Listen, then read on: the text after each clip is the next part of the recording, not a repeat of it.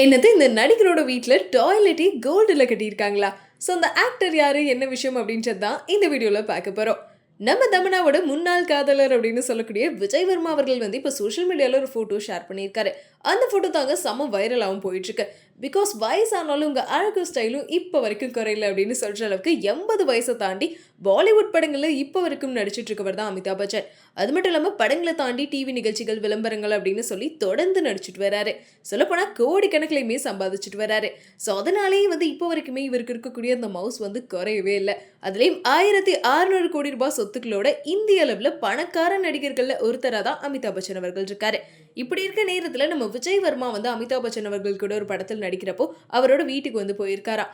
அங்க போறப்ப அமிதாப் பச்சன் அவர்களோட வீட்டுல தங்கத்திலே டாய்லெட் இருக்கிறத பார்த்து ரொம்பவே ஷாக் ஆயிருக்காரு. உடனே அங்கேயே நின்று செல்ஃபியும் எடுத்திருக்காரு. இதை பார்த்த நிறைய பேர் வந்து கண்டிப்பா 1600 கோடி கிட்ட சொத்து வச்சிருக்காரு அப்படின்றப்போ, இவ்வளோ பெரிய பணக்காரரா இருக்கான்றப்போ கண்டிப்பா அந்த டாய்லெட் வந்து கோல்டுலயே கட்டியிருப்பாரு. ஏன்னா அந்த அளவுக்கு அவர்கிட்ட வந்து காசு இருக்கும் அப்படின்னு சொல்லிட்டு நிறைய பேர் அதை உண்மை அப்படின்னு தான் சொல்லிட்டு இருக்காங்க.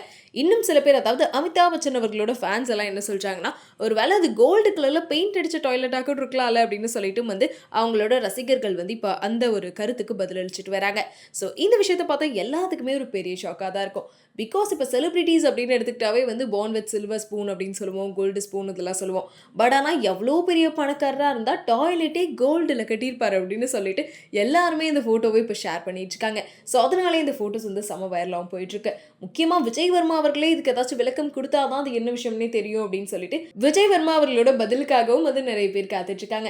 ஏன்னா ஆல்ரெடி வந்து அவரும் தமனாவும் வந்து ரிலேஷன்ஷிப்ல இருந்தாங்க. ஸோ அதுக்கப்புறம் பிரேக்கப் ஆயிடுச்சு அப்படின்னு சொல்லி அவங்கள பத்தி நிறைய விமர்சனங்கள் வந்துட்டு இருந்துச்சு. இந்த நேரத்தில் விஜய் வர்மா அவர்கள் இப்படி ஒரு அவரோட செல்ஃபி வந்து ஸ்ப்ரெட் ஆயிட்டு இருக்கிற விஷயம் இன்னும் ரொம்பவே ஒரு பெரிய சர்ச்சையை தான் ஏற்படுத்திட்டு இருக்கு. ஸோ நிறைய பேருக்கு ஷாக்கா இருந்தாலும் நிறைய பேர் வந்து இது உண்மையா பொய்யா அப்படின்னு சொல்லிட்டு வந்து யோசிச்சுட்டு இருக்காங்க. நீங்க இதை பத்தி என்ன நினைக்கிறீங்க அப்படின்றத மறக்காம கமெண்ட்ல சொல்லிருங்க.